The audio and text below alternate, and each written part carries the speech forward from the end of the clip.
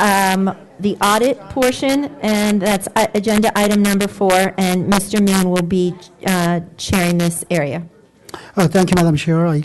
Okay, we do have very important topic to discuss. And recommendations are coming from actually prior audit committee, which used to be chaired by Mr. Dan Stork. So if I have audit staff, Ms. Weatherman. Ms. Weatherman, is it correct that it would be better for Mr. Stork to make the presentation of the audit committee's recommendations? Yes, sir. Please.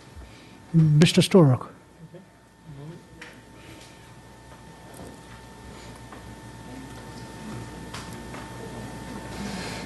Well, to some degree, I'm going to start you with the July 9th work session. Hold on, let me get the...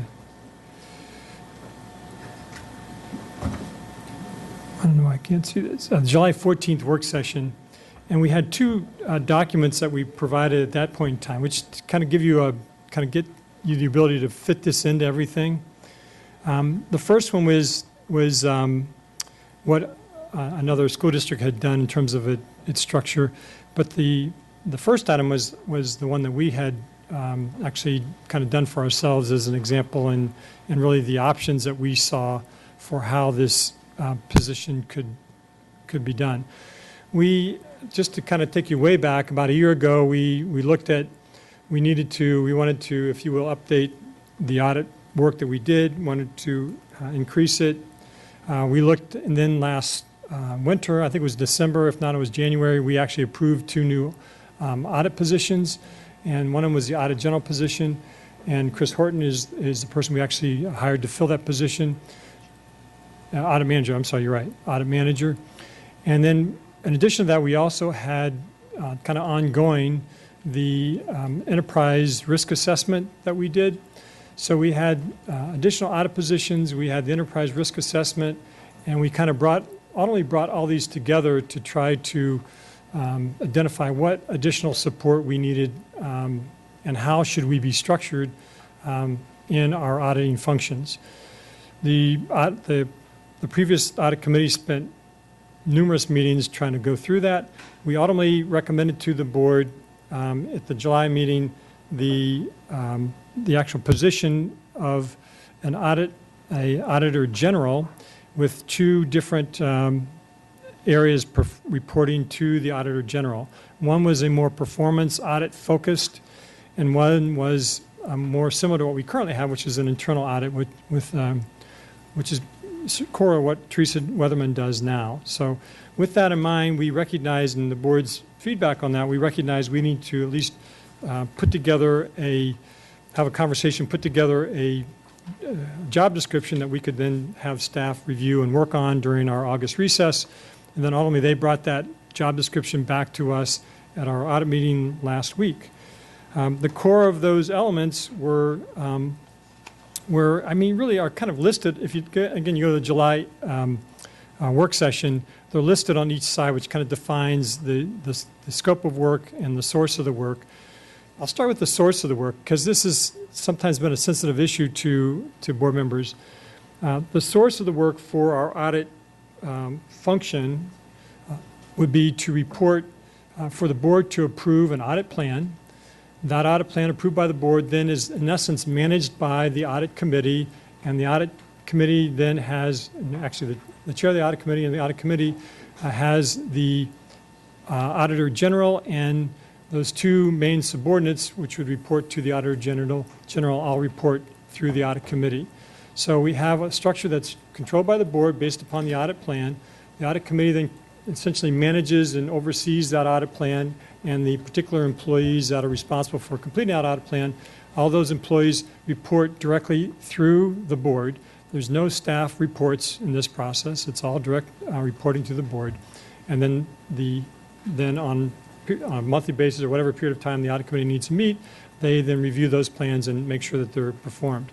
So the core of this discussion today is what should this auditor general position look like, and how should it be written, and what are the job requirements, et cetera, which is what is in your actual work session information today. So I can walk through those different elements for you, but I have to change my date here, just 1 second. Mr. Stork, if you don't mind, I believe that there are 3 elements of recommendations from the prior audit committee. Yes. One has to do with, as you mentioned, due position of Auditor General. That's correct. So we'll discuss that. If there's a consensus to create that, we'll also get to a job description. I think we have a draft of that posted on the board doc. But in addition to that recommendation, we also have a recommendation for restructuring of audit committee itself, is increasing the number of members to serve on the committee, and also nature of the members of the members to serve on the committee as well. So those 3 elements, we hope that we can discuss all those, and by the end of work session today, make some determination as to how to proceed at this point and on. Initially, we are contemplating putting this as a new business as the next meeting, and then vote it at the following meeting. That was what I was contemplating. I think audit committee itself was contemplating, but obviously that is all depending upon how discussion goes today. Mr. Stork? Well, I think you've captured the core of the recommendations, and the increase to 4 school board members.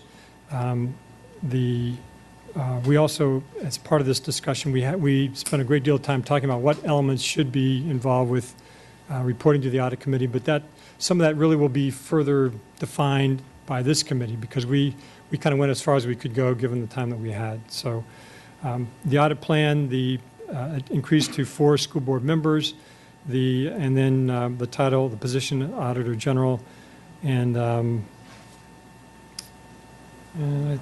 think that's it, right? I'm sorry? Oh, geez, yes, golly. The thing we spent the most time talking about. Yes, we have 2 community members that were part of that, and one was going to be the 2 general types of community members. One was going to be a financial performance kind of oriented individual. We would prefer that they have audit background. That would be our preference. And the second person would be a business executive / operations person, and would have essentially some management or executive background. So again, we're looking for the balance between the financial focus and the performance auditing focus. So the committee as a whole would have 6 members, 4 school board members, 2 community members. The community members would serve for a 2-year term with up to, they could serve up to 8 years was the recommendation of the committee.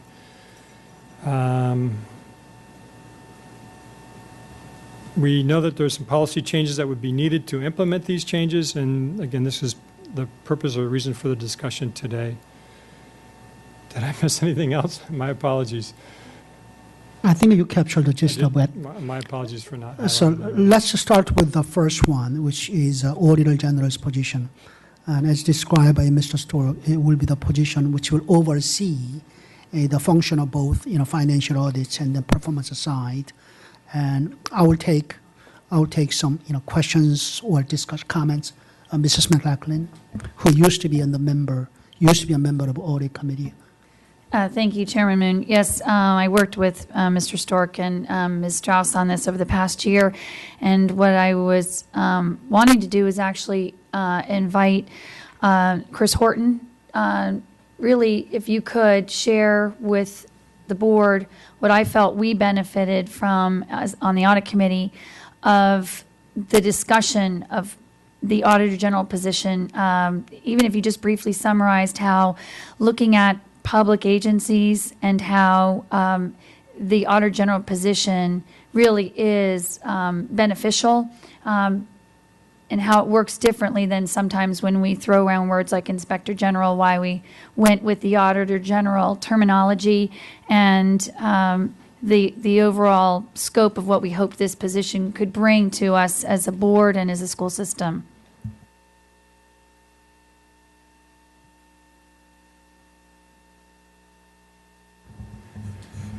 Thanks very much. Yes, the Auditor General position again, is a position that is, number one, well in alignment with best practices, because it allows one person to be able to be responsible to the board for the audit function, and for there to be one voice from the audit shop speaking on all of the audit matters to the board. In terms of the discussion between the Auditor General and the Inspector General position, I know there was quite a bit of discussion when I first came here to, do we want to have an Inspector General? Would we want to have something different? What would this look like? The Inspector General position is a very well-regarded position. And the one thing that to me sort of tips the balance toward the Auditor General position is that the Inspector General is really something that is focused primarily on investigations. And so the concept and the connotation of Inspector General is one of investigations, and then as an ancillary duty working on audits. And so that was a concern that I had, and that I expressed to the audit committee members, that it may give an inaccurate perception of what, in my mind, the board was intending to do, which was to make audit be the primary focus of the audit shop, and investigations be an additional but not primary focus. And so what Auditor General does is it allows us to keep that connotation of audit being the primary focus, but certainly in Auditor General offices that I've been part of and that I've seen as other best practices, investigations are part of the portfolio, and so it doesn't preclude anything, but it gives the message about what our true orientation would be in the office. Great. And the second thing I was hoping you could highlight for my colleagues, and also for anyone who's listening to the work session, is I felt you really outlined well that taking on this Auditor General position and this sort of concept of elevating the work we do in the school board, how that, again, differs from and actually supersedes anything on the county side of what they have with their auditor to the board.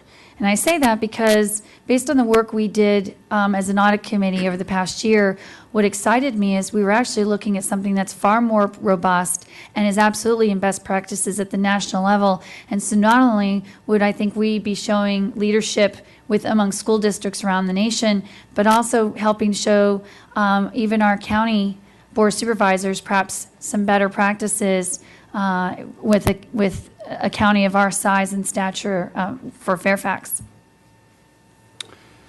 Yes, and again, this comment really has to do with the structure that they have at the Fairfax County audit function. I've met the folks at Fairfax County in leadership positions for the audit function, and they're all uniformly high quality. And so this really has no bearing and no comment on them individually and personally, but structurally. What is being contemplated here, where there is a unified approach to the audit office, puts us in a different position than what the county has for their structure, and something that is closer to best practices. As a refresher for those of you who aren't familiar, the county audit function is bifurcated, and so it has an internal audit function that is really the most of its FTEs are in the internal audit function that report up to the county executive. In addition, there is an auditor to the board function that is currently 1 FTE, typically is 2 FTEs, and well, it's currently 1 FTE. So, but I think ordinarily is 3. Okay, and so that position is the one that reports up to the board. The best practice is for the audit position to be able to report up through the audit committee to the governing board, and so it has independence from the chief executive position. So there's obviously some collaboration and constant communication that you want to have with the chief executive and his or her senior staff to be able to be effective in your work, but to allow for the most clear indication of independence, what is being contemplated here is most closely in alignment with best practices. Thank you. And what I want to highlight from there, we talked about with Chairman Bulova came to visit, and this really speaks to Dr. Garza as well, in setting up this type of position and this type of structure, it will help us and it will help Dr. Garza for being able to say, here we are as an accountable board and an accountable system. And as we run through our system and operate in our very best light, we now have a checks and balances that does reflect those best practices. So instead of us just saying, trust us, we're doing great work and we're good stewards, we actually have a structure in place that follows that model. And so I think it will allow all of us, in partnership with Dr. Garza, to reassure and stand strong to the board supervisors and to the public that we are in fact safeguarding and running a highly efficient and effective school system. And I think that's what we all want. Okay, thank you, Mrs. McLaughlin. I have Mrs. Strauss next. Just as my colleagues are looking at not only the structure, and as Ms. McLaughlin said, this does combine sort of all the possible audits that the school board would want it to take a look at. For people to see the job description for Auditor General, this is a new position, and it is a position that will require advertising, and it will be, again, a competitive operation to fill that position because it does not exist. But I agree. I think that this is a best practice way to go. It does create a very smooth reporting mechanism directly to the board. The board sets the audit plan. The entire board is the driver of the audit plan, and then the audit committee sort of manages. But it is the entire board that is in the driver's seat, and I do think it makes us that much more accountable. And I think that it is also very important that how this goes forward, that we satisfy not only best practice but all of the accounting principles, and that we are obviously shepherding a truly professional operation. And the other thing that we have to be cognizant of is that we have very lean staffs and very lean offices, and also the county operation, because they collect taxes, they collect revenues. So their auditing function, however it goes, is very different than ours because they have a different job that has to be fulfilled. Ours is different. We're an educational institution. But however we go forward with this, we need to be lean and to make the best use of whatever positions we have, and make sure that the people that are staffing this position can essentially do both sides of what we're asking to do. Because we don't have I don't think we have the luxury to hire a whole raft of people, so that however this goes forward, they need to be multitaskers and to be able to function both internal audit and performance, which actually we do now. But as we augment staff, it enables us to actually cover more routine things that we should be covering now, but we just don't have the staff to do it. So I fully support the recommendation that we put out there. And as I say, this is a new position. It will have to be competitively bid. Okay, I have Ms. Hines to be followed by Mr. Verga. Yeah, thank you. Yeah, this sounds like good progress. Thank you all very much. I know it was a lot of work. I just want to make sure that I understand then. We do get, every year, we get to look at the audit plan, right? And we're supposed to add something to it, and and then we almost have no conversation about it, generally speaking. And that's bothered me a little bit. I'm thinking we have an audit function, but we kind of don't use it, right? Or not much. So let's say an example of something that I might like to have an audit of, and I don't even know, is it a program audit or the other kind of audit? Is, let's say, community use. Something I hear a lot about from the community, and there are a lot of questions and concerns about that, now and then. So how would I go about as a board member, or would I, is this something that I would put to the audit committee as like a program audit, or how would that work? If I may, you would normally bring that up maybe as a forum topic, and then they'll get referred to an audit committee for discussion, and the audit committee will make a recommendation to the full board, and depending upon what it is, full board could decide to have a work session on it, or could simply forward to a regular meeting for, ultimately adoption, by the full board. But annually we have annual audit plan. If what you will be advocating, what anybody advocate is not part of that audit plan, they will come as an amendment to that audit plan basically. But that has to be discussed and debated and voted on by the full board. And once it is adopted by the full board, that becomes a part of that audit plan to be carried out by audit office. It's not any individual one board member directing any auditor, any member in the audit office to do certain audit. That's how ours is. That makes sense, thank you. So if I could just maybe be a little, what I need to make sure I understand is what kinds of questions go to the audit committee, I think is maybe where I'm unsure. And maybe I should know that, but because we have a program audit and we have, a financial audit, I'm not sure exactly what. Ms. Weatherman, you want to respond to that question? Well, I wanted No, to, Ms. Weatherman. I think it's a bigger issue I think it's a board response. To be honest, Sure, Mr. but let me Chairman. have Ms. Weatherman respond to that question first. Usually questions to the audit department, lots of different questions can come across. If it's a question about how is an area functioning or how is an educational program working, that's something that we would then sit down and discuss with the audit committee. If I get a question from a board member, I take it to the audit committee and say, this has come across my desk, what should we do? And we decide, does it belong in the audit plan? Does it belong in program evaluation? Or is it something that somebody else should address? So there's not any specific question that has to come to audit or doesn't get to come to audit, but anything that comes up, and we've gotten quite a few ideas from board members in different conversations, and we just take those to the audit committee and say this, they would like to see this addressed or what have you, and then the audit committee takes it from there.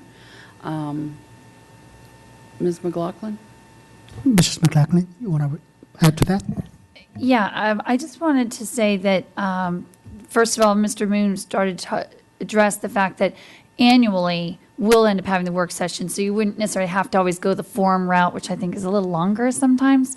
But if it's outside of the formation and agreement on the audit plan, then I like what Ms. Weatherman laid out, which is we send it over to her and the audit committee. She brings it to the audit committee to just be aware that we're asking for it. I think that's actually a faster way to be doing it than through the forum. But I think the thing that is important, because you raised it, do we take advantage of, or do we utilize the audit function as board members as much as we could? And what I'm hoping is that with an auditor general who comes in with experience of looking at large organizations and hopefully public organizations, that we'll also have their professional experience and skill set to be looking at us as a system and saying, as I've come to learn your system more, here would be some of the priorities in your audit plan, because it isn't our areas of expertise, but hopefully hiring somebody will be able to guide us better too in the work. Are you done, Ms. Hines? Okay, just a word of a caution on, something, when individual board members talk with the auditor to bring certain topics, certain issues, as a, potentially to become a part of audit, is there could be a undue pressure to be felt by a staff member to look into certain things. So it would be, my recommendation would be just bring to the full board's attention, have that discussion rather than, but you can, of course, always ask questions about staff members. I have Mr. Welcome next. Thank you, Mr. Moon. I have 3 questions, but before I get to them, I just want to make sure I'm clear on what was just said. I think sometimes there's a concern that individual board members may drive the audit agenda, and what I think I just heard you say was the check against that is that those things should go through the forum so that it's clear that it's a board, there's board backing, as opposed to one board member just getting on the phone and telling the auditor to go off and do something, correct? Okay. My first question has to do with the recommendation about the committee structure. And there's I think we're talking about... Mr. Verkov, if you could focus at this point on the Auditor General's position right I'm now for the sorry. time being, and then we'll go to the other 2 elements of recommendations later. Okay, I think my other two have to do with the Auditor General. If I, Thank you. And cut me off if I'm wrong. Okay, so what I'm seeing here is over the course of a year, we will have added two, I would say, fairly high-ranking positions in the school board office. And what I'm wondering is, what is the work that we're going to see that hasn't been getting done? Okay, I think that should be answered by someone from the prior audit committee. Mr. Stork? I think I first would say the audit committee members discussed that and shared some of that concern in terms of we recognize that we're hiring, or this would be two higher level positions, and what, if you will, what's the value, what's the benefit of that versus somebody who would be more functionally focused on a particular area that may not require as high a pay or as high a position.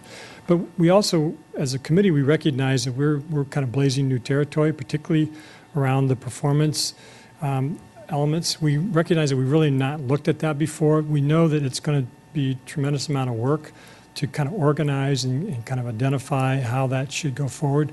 There's a lot we don't know. In terms of our focus so far has been on internal audit in a more traditional sense of the word audit, more financial, more direct, related to our financial performance. But this is an opportunity to bring in other parts of the organization that we've not really looked at, and really it's a collaborative process that's not been there before too.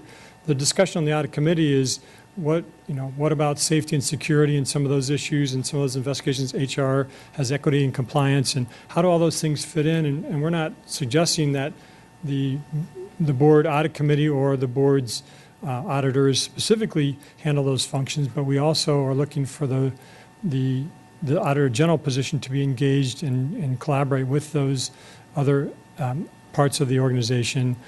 We have the enterprise risk assessment, which is just getting off the ground. We know that there's clearly some developmental opportunities for us.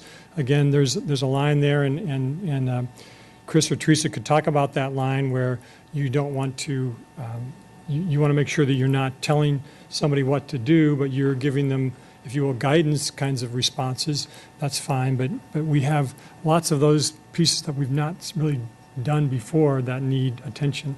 So I think the answer is a good one. We sure debated a fair amount on the audit committee itself. We even talked about it a little bit at our meeting last week. So I don't have an immediate answer other than that's part of the discussion for the position level itself.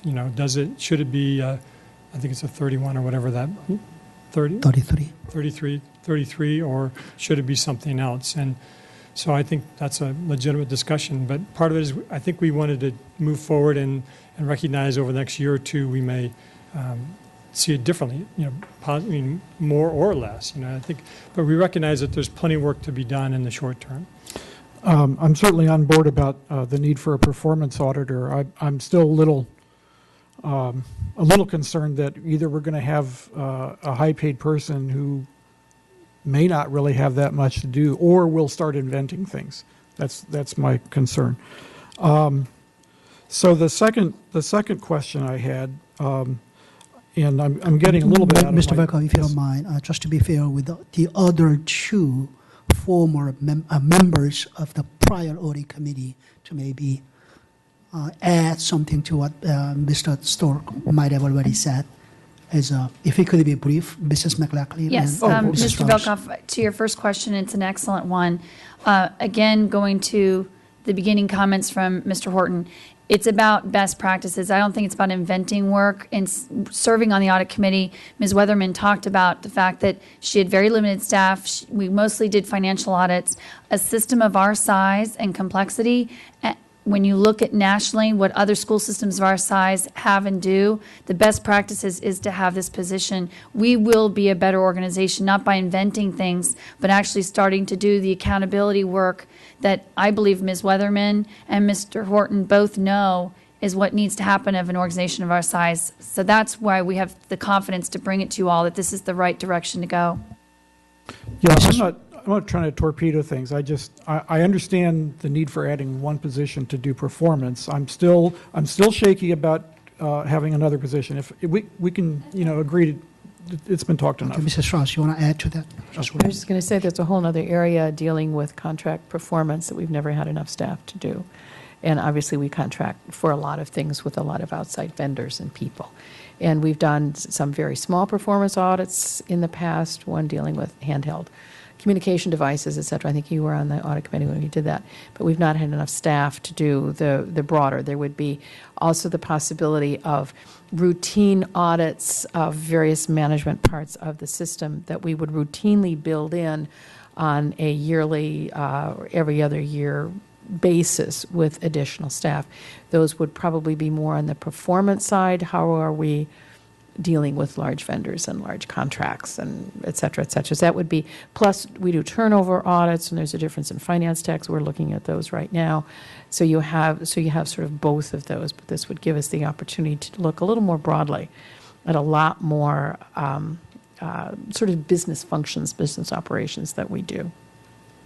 Okay, Mr. Becker. Thank you. So my other question had to do with the draft of the position advertisement, and just from what I'm going to get a little bit out of my league here, but We'll get to the position later. Oh, position later? Let's I'll talk hold my about question. creating this new position first, and then we'll get to the job description next. Okay, Mr. McAlvin. Anybody else on the creation of position itself? Mr. Narcofax. I'm not sure if this is exactly, but it has to do with what Ms. Hines had said, and it speaks to the process, and I guess then it speaks to the creation of the position. So when you talk about, for those of us who hadn't been on the audit committee during our tenure on the board, and you talked about the pathway to bring an item to the full board's attention, I just want to be certain that I understand that, and if there, and if we're talking about this particular position, this new position here and people under it, how would that process, if you can just reiterate one more time to me, your thoughts about how that would go? With This position, what this position, like if we as a board are going to bring something, like how would this new position here, how would this process be? As explained to you by Mrs. McLachlan, that annually board adopts annual audit plan. Right, got that. What the auditor's office will do for the entire year. If you come up with something that is not a part of the plan already adopted, and you want that to be included as a part of audit work, well, then you will bring to the full board's attention. The way we do under our governance structure is to bring it to the forum. Generally, that's the forum, and then it gets referred to, it could be referred to an audit committee for the further deliberation and recommendation with a refinement, or it could go directly to the regular board meeting as a new business, or if it's something very urgent, it could go directly to vote. So that's the process that our governance model will dictate. And that wouldn't change with the new position. It was just an answer. That won't change Yes. with a new position. Okay. New Okay. position will oversee, my understanding is, I was not a member of the prior committee, so please forgive me if I misspeak. New position will oversee both financial audits and the performance audits, and the report to the school board through audit committee. Okay. I appreciate the recapping of that. Now I do understand it more clearly. Thank you.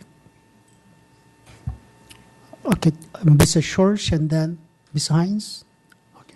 Just Ms. a Schwartz. quick, and I don't recall who was here when Chairman Boliveau was here, but just a quick, and this is just like an anecdotal example that came up. From my recollection, we have about 400 service vehicles, things that aren't school buses or cars. They're, one-offs.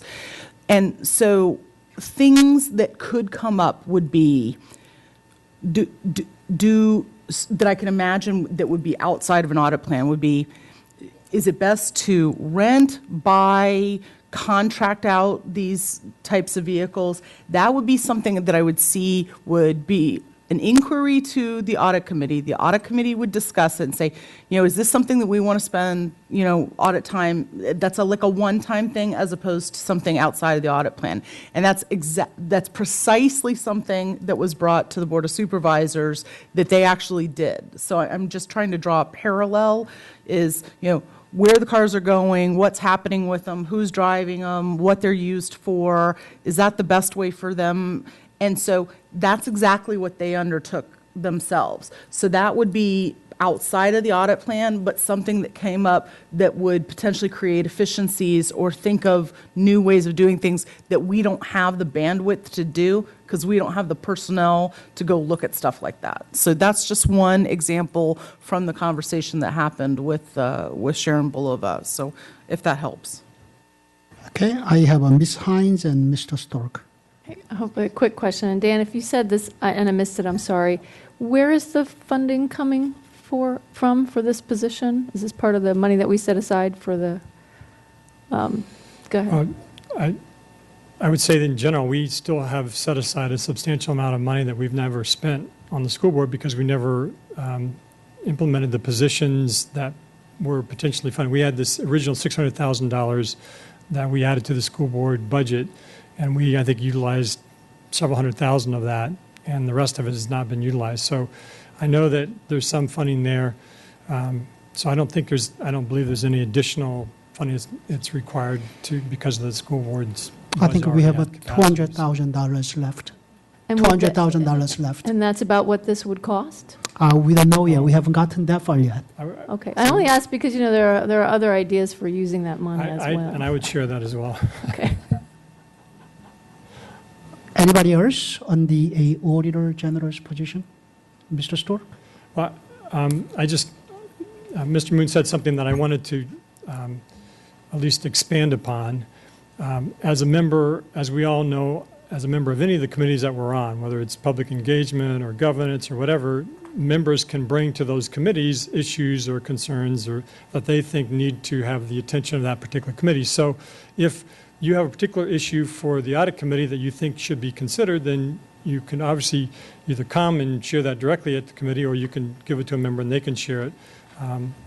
As any other committee, you discuss or debate it. And obviously, if there's a change in what we do, then that would come back to the board in the form of an audit plan change or whatever. But I just wanted to make sure that people understood that this is really no different than any of the other committees that we're on. Yeah, that's correct. Okay, Mrs. Strauss. Oh, before I go to Mrs. Strauss, I think Mrs. Reed hasn't spoken. Mrs. Reed. I just wanted to applaud you for creating this, all of you that were involved in this. I know it wasn't an easy job. I think some of us have been trying to articulate such a concept for a number of years, and this is it.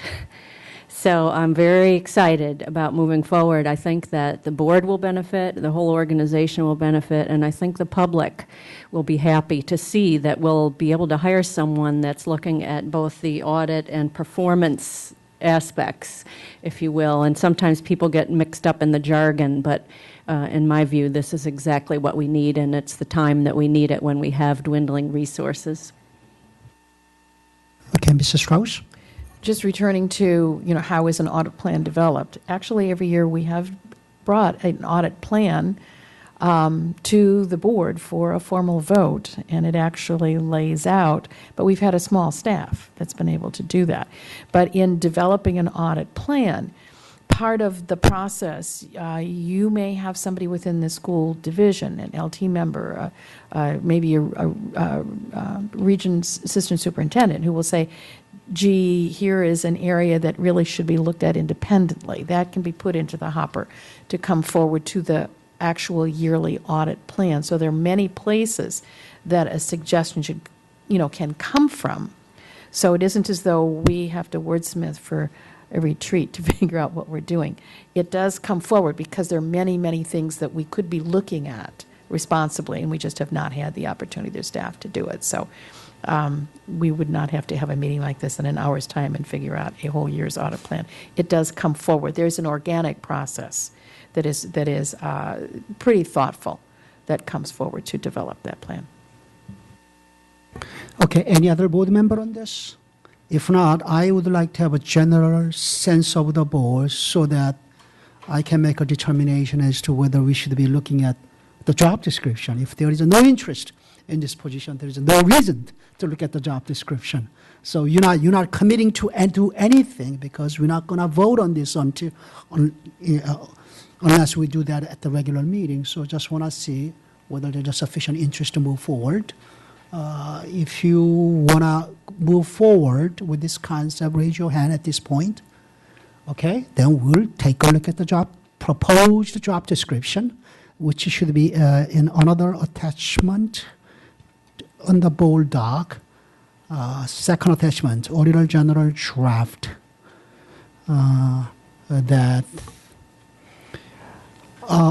Further discussion of this Auditor General position. I am going to exercise chairman's prerogative to limit the discussions amongst the school board members and the superintendent and nobody else. All right? With that in mind, Mr. Stork, if you could explain how we got to this point. I'll try to do a little bit better job than I did last time, but we spent a great deal of time talking about what this responsibility and role of this person should be. We debated much, as you heard much of the discussion today, about whether or not we needed a separate position, or we could have either two people reporting, or we would somehow combine those in an existing position. And I think what we overall decided is that we felt we really needed somebody who could bring in both halves of the organization and recognize that there are really two different kind of roles here.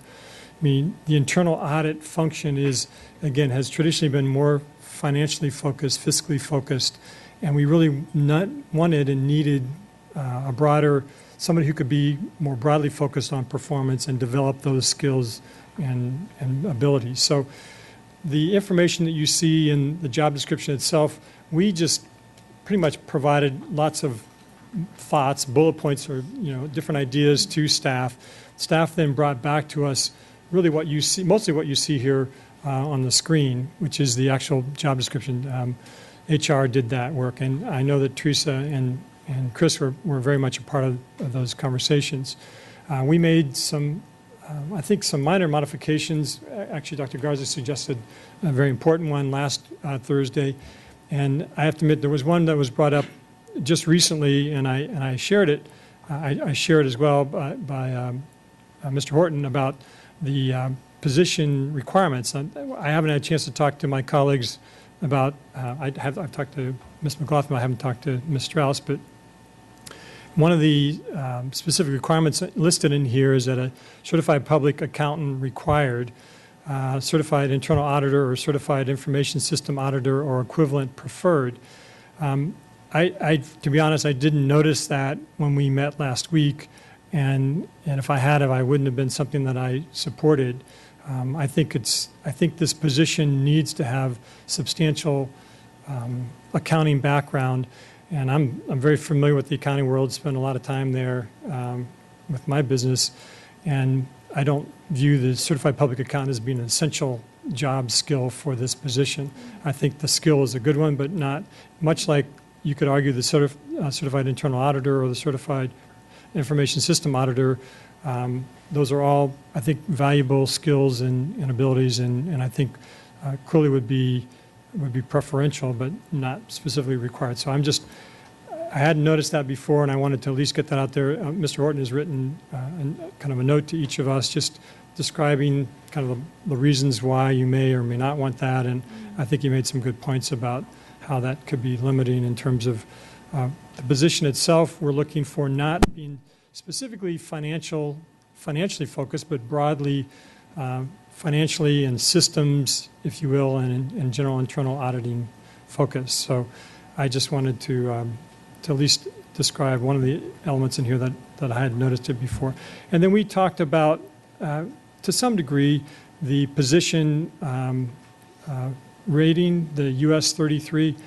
The Unified Scale 33, I asked staff if they could provide us with some kind of background on why a 33 versus a 13 versus a 43. I'm making those up, obviously, but just some context for how you fit in the job scale that we have, one position versus another, and what job elements are essential to getting a position to a particular job level.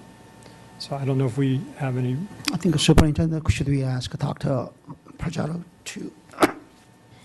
Yes, I believe that Dr. Pajardo is prepared to talk about the difference and what those salary ranges mean, because those are just numbers. You might not know what those ranges are, and I think she's prepared to talk about those.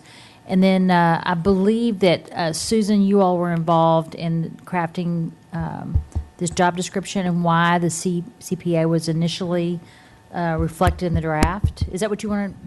Yes, I just wanted to, I don't know if, I think this mic is on now. I just wanted to give a little bit of background as to why initially, okay, is this on? Yeah. Okay, how about this? Better. All right, I wanted to give just a little bit of background as to why we had included the CPA designation as a required. Part of the office's responsibility is signing off on financial audits. The state code requires that the financial audits are signed off by a qualified accountant or an accounting firm. And we interpret that as to being a certified public accountant license. There are different practices that I think Chris had given me some examples about some practices where the top positions do not require those credentials. Many of the other districts, however, do require those credentials, and especially if you're signing off on financial statements. Granted, I do think there are audit managers that could sign off on those financial statements, but I do believe to elevate the positions, you would want the position to be able to sign off on those financial statements if there are positions within the organization. Let's just say Ms. Weatherman does sign off on those financial audits, and what if she leaves the system and there's a vacancy? Then we leave, there's a risk of those financial statements not being able to be signed off. Those are some of the things I think we need to weigh as we put down the requirements for the job.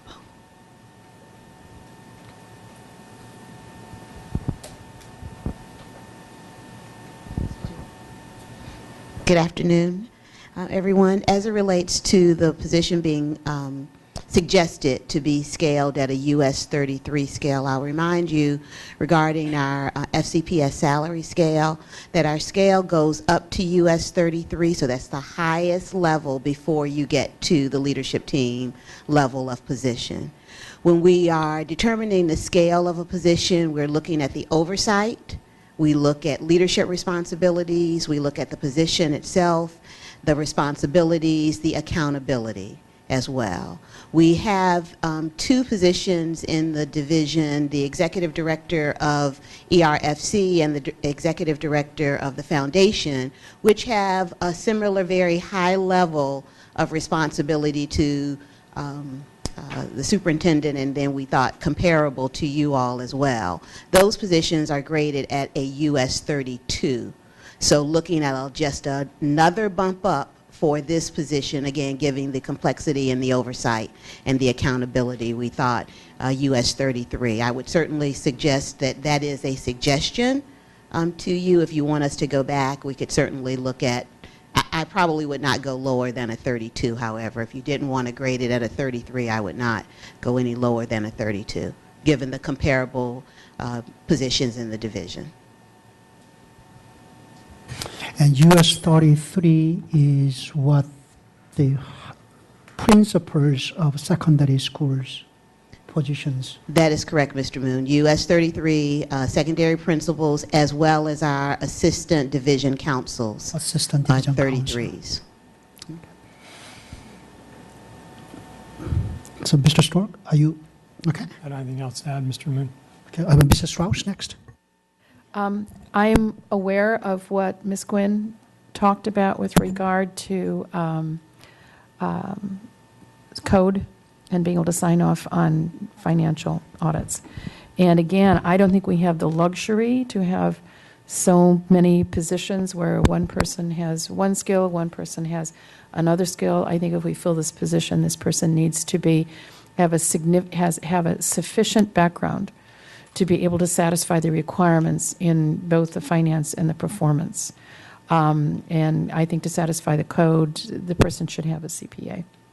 I feel pretty strongly about that. So that's where I'm coming from, because I know that we do need to satisfy both of those requirements. And we need to have both of those requirements, I think, in one person, because I don't want to have to hire two. Mrs. McLaughlin, to be followed by Mr. Vaca. This is why our work sessions are so important, because I think it's really imperative that this board have as complete of information in front of it when it makes decisions.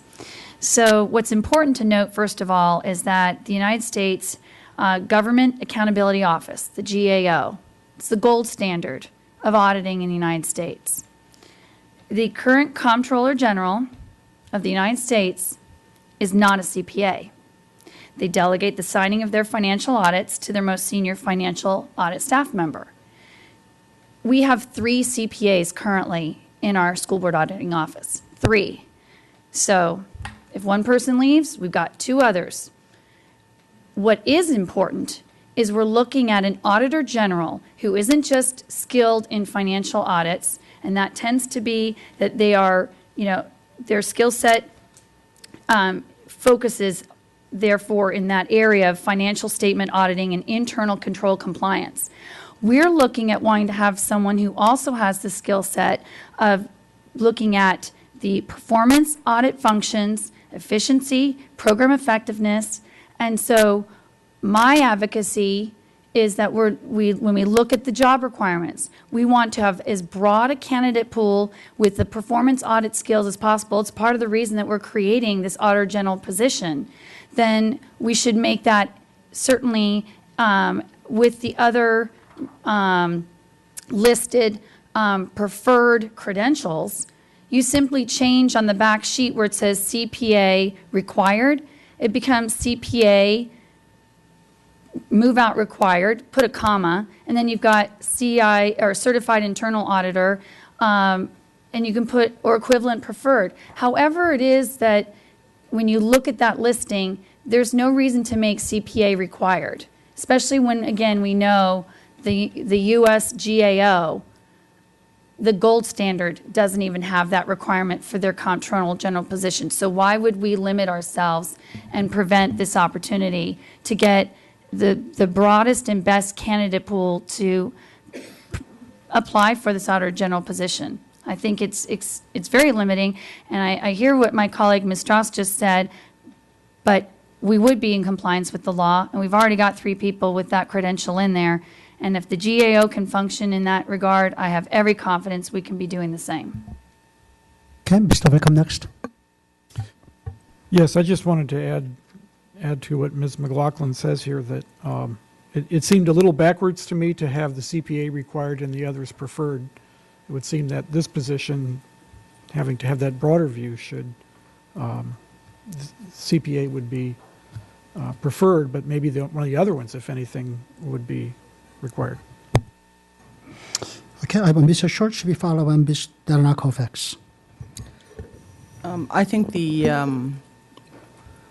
overarching analogy is easy to understand if we move it into the education field. Dr. Garza, do you have the special education certificates to teach special education in Virginia? You don't, but you're more than qualified to manage the organization. So you don't have to do everything within the organization. That's why there's people within the organization who have special skill sets to do those particular things. You don't need to possess them all to manage it, and frankly, most often they don't, because they possess other skill sets that they've developed in the management chain. And so that's definitely what I'm supporting. Mr. Kovacs. I'm going to concur with my colleagues, the last 4 that have spoken, that I particularly, as Mr. Valkov put it most succinctly, I think, is that it seems that the CPA would be the not required, but preferred, and the broader degrees, given the management function of this position. Okay, Ms. Hines? Yes, we're not just talking about CPA, right? I can raise other questions? Okay. Oh, sure, of course. Good. I was just wondering, we talk about grade 33, and is it okay to talk about, like, in dollars, what the range there is of total compensation? Absolutely. What would that be? Absolutely. What, Dr. Pizarro? I think it goes up to like $150-some thousand from about 90 from. Thank you. So the salary range for US 33 begins at $89,905 and goes up to $158,666. I'm sorry, so then including, to total compensation, though? Sorry, that's more, right? So if, let's say we hire at the top end of that, about 150, would the total compensation package get closer to 200? Yeah. Perhaps exceed $200,000, Perhaps which is in our bank at this point. All right. And do we feel like, Dr. Pajaro, do we feel like we would have to be at that high end of the range in order to get the person that we want for this job? It's always great when you have great competition because, yes, you're going to get folks with a lot more experience, and therefore we'd be paying them closer to the end of the salary scale as well. Yes. I know Ms. Quinn wanted to say something as well while we have the microphone over here. Okay, Ms. Quinn? I do want to make one clarification. I do agree about the large organizations. You wouldn't want to have that specific skill set at the top because you do have sufficient staff, right? In our organization, yes, we do have qualified CPAs, but we cannot have staff auditors signing off on those financial statements because they're opining on the whole work of all the audit. They are very specific to certain aspects of that audit. So you really need to have a senior position signing off on those audits. And we are also confirming with our external auditor, because we do have to check with KPMG to ensure that they would accept those financial statement audits from the local school activity funds, because they do feed into our overall financial statements for the school system. So if we could just have some time to research some of that, we could give you some additional information. Okay, hold on a second. So besides, are you done? Anybody else before we go back? Okay, if not, Mrs. McLaughlin. So, Ms. Quinn, I appreciate that clarification, but as I understand right now, the way we have the school board office set up, we were looking at having a financial side and then having a performance side.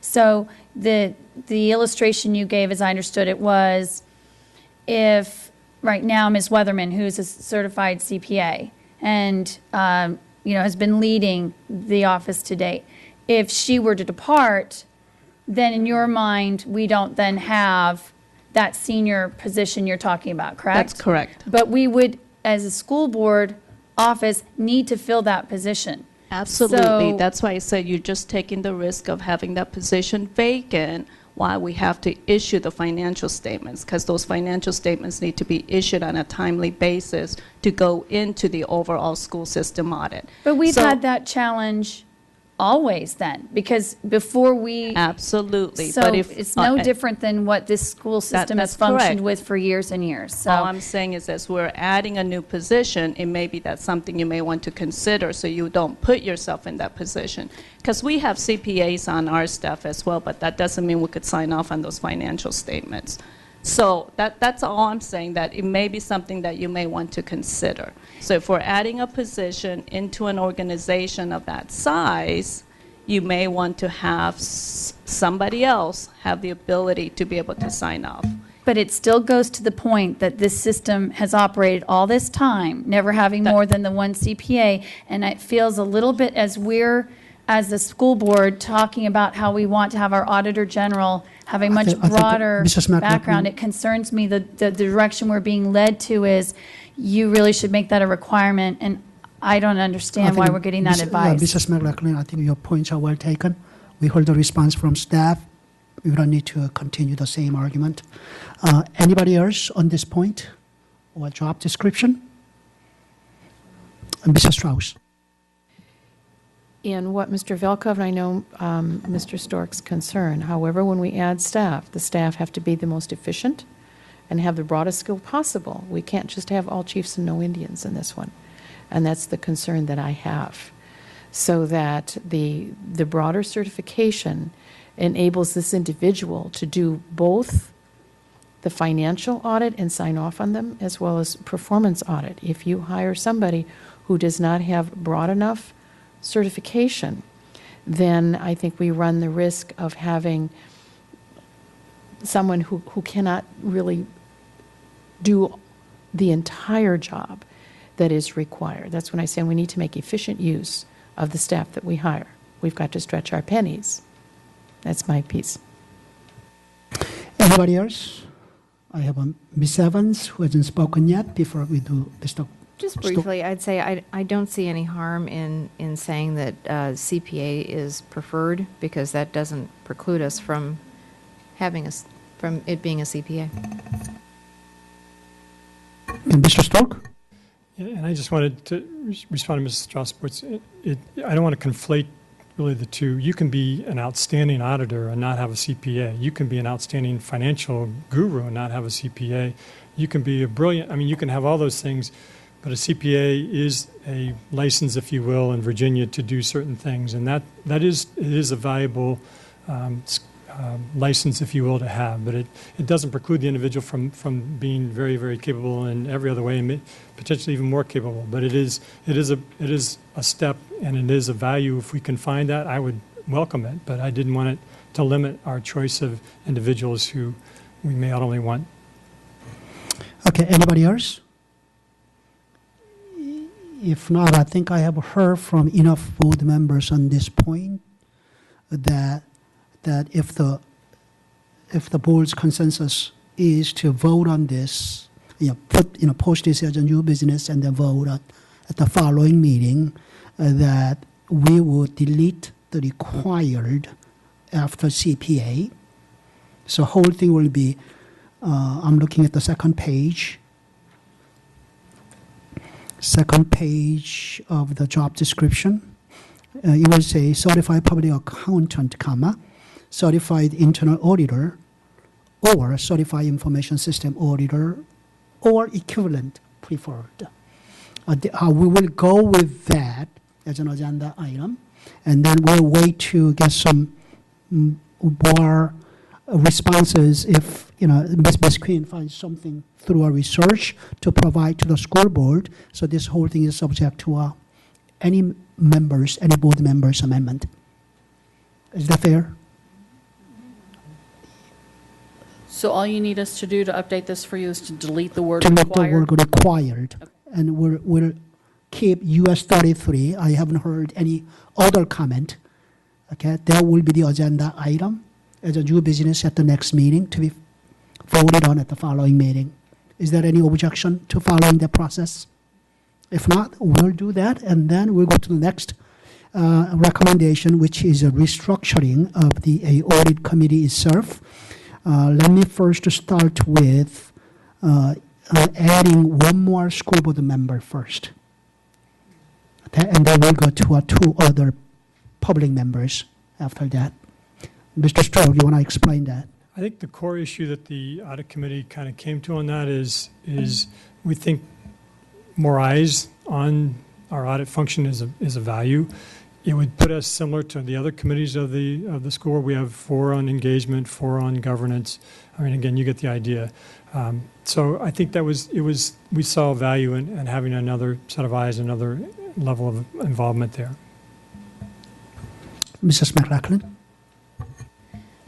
I also think when we talked about the emphasis that even the board of supervisors, with their audit work that they do, that it was a way of demonstrating our commitment and our engagement on the audit aspects of the work that the board does. And so I really do hope that, as I understand, when we look at school board membership on our subcommittees, it's not simply that we want to take our work and break it down and try to be more efficient in our subcommittees.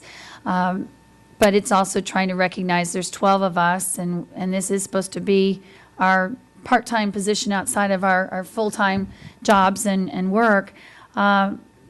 So having 4 people on the committee doesn't mean it's just those 4. As Mr. Stork has noted, we can all visit each other's committees anytime we want to, but we are communicating to the public and to one another that we think at minimum having 4 of us engaged in this type of dialogue each year is meaningful and valuable when you've got a third of your board that's in those special meetings. So I hope our colleagues will see the value of having that 4th position added. Okay, before I go to Ms. Hines, Mrs. Strauss, you wanted to add? No, I fully support expanding the committee in the way in which it's been proposed. The other thing is, our other discussion in deciding who the 2 citizens would be, we discussed the process that we've used for FPAC. So, Okay, I have Ms. Hines, Mr. Verkop, and Mr. Schurz. Well, in the interest of time, because I'm one who's trying to make it to a back-to-school night tonight and resting at 6:30, could we just, if there are no objections, could we just say, I mean, I think this is a great idea, but I'd rather not talk too much about it, but that's my... And I have 2 board members already on my list. I want to honor their request because they raised their hands before I do ask whether there's a consensus. I do Mr. Verkop and Mr. Schurz. So I do support the specific recommendation, but I'd like to leave a thought in everybody's head here. I think this is another example where we are going about the organization of our committees in kind of an ad hoc way. And I know my idea of coming up with 10 committees went over like a ton of bricks, but I do wonder if we should be thinking about aligning our committee structure with the strategic goals that we saw. And secondly, whether we should generalize the process where, like the audit committee, every committee, and I know PEC did when I worked with Mr. Stork, where every committee brings forward a plan for approval or revision. So I'm just going to leave those ideas in your heads. Mr. Schurz. 1, what Ms. Hines said, and 2, I also think it would be make the chair's job easier at the time of committee assignments. So that's it. So any other board member on this point? Adding 1 more school board member to our audit committee? Okay, that's going to be a new business item, and then action by the board at the following meeting. Now we're going to talk about adding 2 members of public as a part of this audit committee. And we've talked about this really a fair amount already with the July work session. We had a presentation. I'm sorry, Mr. Stork. If there's a consensus in adding 2 committee members, further detail will have to be worked out because I think that was the extent of the prior committee, audit committee's work and the recommendation. We don't have any detailed process and detailed, description of the qualification of the individuals to serve, et cetera. We don't have those. Right, and my original email to all of you on July 24th summarized all the different changes we recommended. And this, I would reiterate the fact that we looked at it as being 2 different kinds of members serving for 2 years, up to 4 terms. That would be obviously subject to further change, but we left it that way to start because that gave us flexibility. We also know this is new, like anything new as an entrepreneur. I do this all the time. You throw something out there, you work with it, and you say, well, maybe we ought to change it this way or that way. This gives us that opportunity to do that. And I think it'll be a really fascinating process. I think we can do it better than what's been done before with the Board of Supervisors. I think we have a lot of ways we can bring this together. So I'm excited about it. I wasn't particularly excited about it when I first went into this because I recognize that it's a lot more work and a lot more sensitivity about some of these issues than we've had in the past. But I think it's a way of having the community feel more engaged with what we're doing, particularly on the financial performance side of it. And I'll say this, and with no disparagement intended, school boards traditionally have attracted folks who don't have a lot of financial or per se business experience, and these are skill sets that I think are useful and valuable to have on a school board. And since we don't always have those, or they're less likely to ever be the more predominant skill set, this is a way of ensuring that we have kind of a broader vision than we might otherwise have on our own. Thank you. Okay, any other comment from the members who served on the prior committee on this point? Mrs. Strauss? Again, going back, our final recommendation that the identification of the two committee members would be the same process that we've used for FBAC, which means there can be resumes looked at, but it's not individual board members appointing them, but that there is a pool, and then I believe it was then the chair that ultimately made the decision as to who fits the best profile that we're looking for, and I think there is a description of the profile. Are there any more hands coming up? I have Mrs. McLaughlin, and I have Ms. Hines and Ms. Evans. I sort of recall it differently in terms of how we were going to select among the applicants and the candidates. I was under the impression the audit committee was going to review the applicants with the input and guidance that's going to come from, our senior audit staff, whether at that point we've got an auditor general in place or not.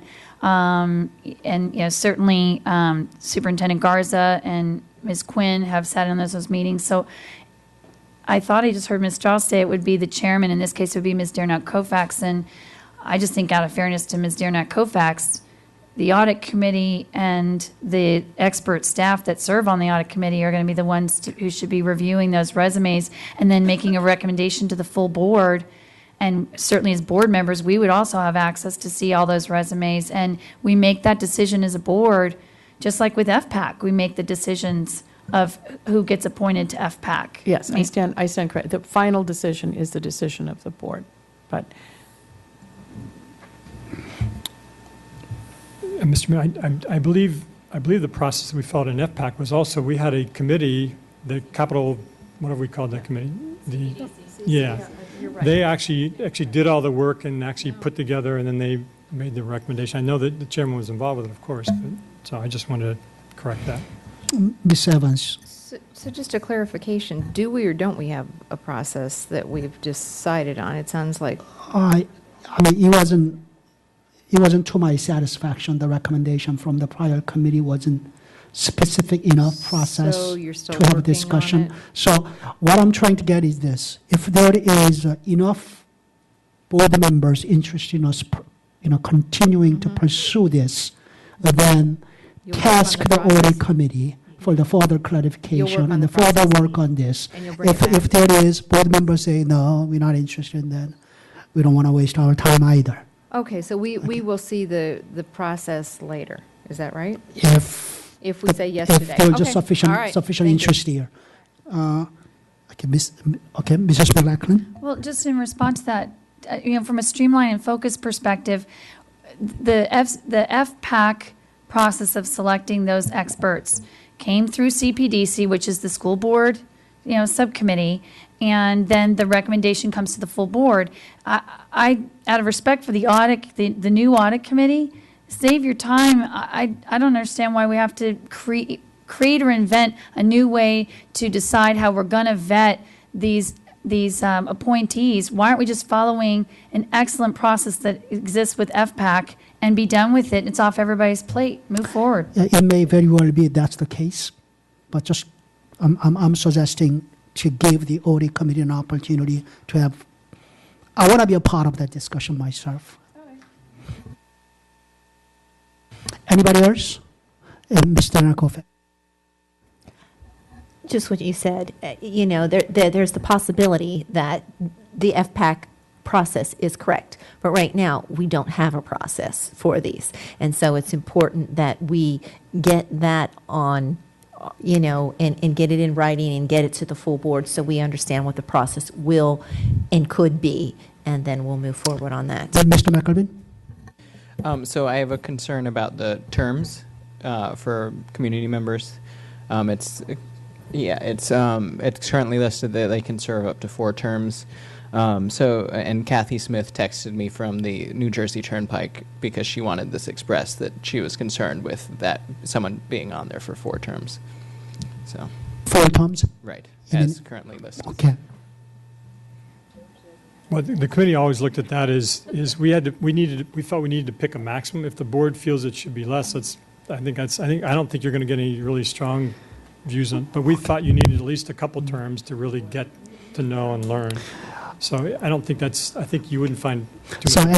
as a recap of today's audit committee work session, could we do this?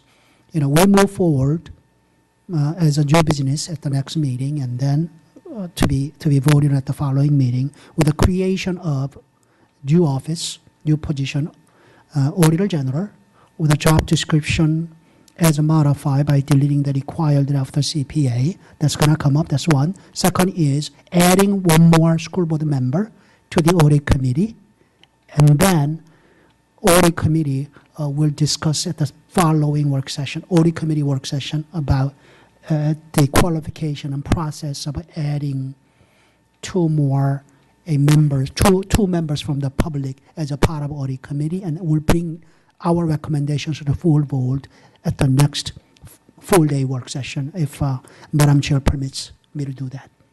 Is that okay? Yeah, let me look at the work session. We'll All see if right. that's I a have little too Ms. aggressive, Evans but and we'll- Ms. We'll work with you. We haven't yet discussed the 2-year term. Are you intending to bring that up next? Later at the next meeting. Oh, at the next Okay, meeting. we haven't, yeah. I know that some, like Ms. Hines wants to go back to school. We Oh, are because- 40 minutes yeah. behind our scheduled I'll time. just say that's the Sure. only thing in this whole plan that I had some questions about, really. And Mrs. Reed. As we look at the composition of the audit committee, I just wanted to clarify for my understanding, maybe my colleagues and maybe the public, who sits on the audit committee, and in particular, because this implies that everybody has a common understanding because you're adding, and so I just want to make sure that we all understand. So currently there are 3 school board members, and then who else is on it?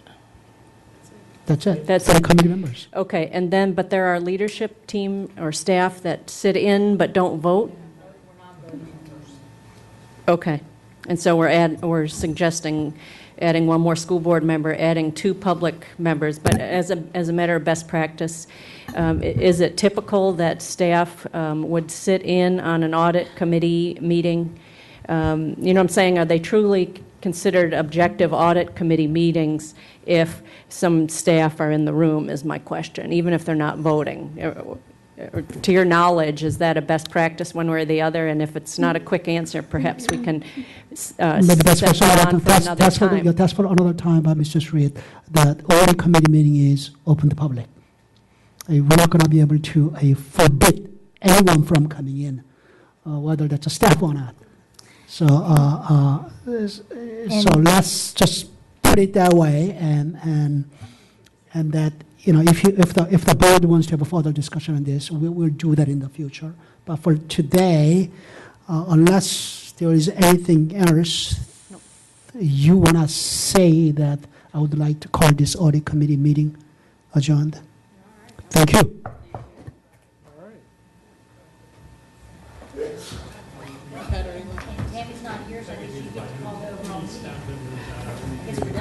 This meeting is adjourned.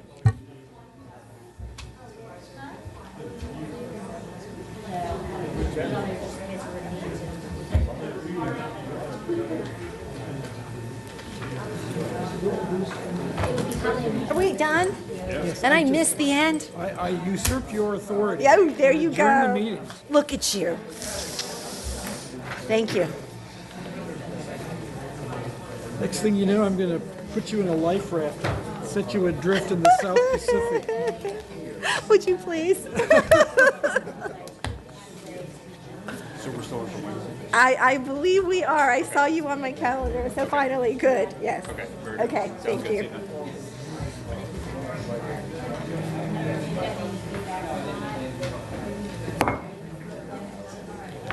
See then.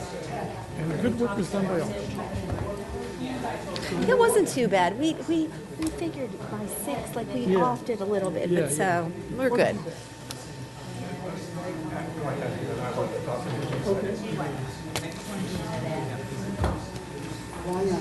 paying your dues? It's in my car. Okay. Next meeting, everybody has forgot to. Are you doing back to school night tonight? Not tonight. I have to say Oh, yeah. Oh, yeah. Do you want to take him the extra ribbing? Yes. Okay, they're over there on the table. Good work. Another meeting.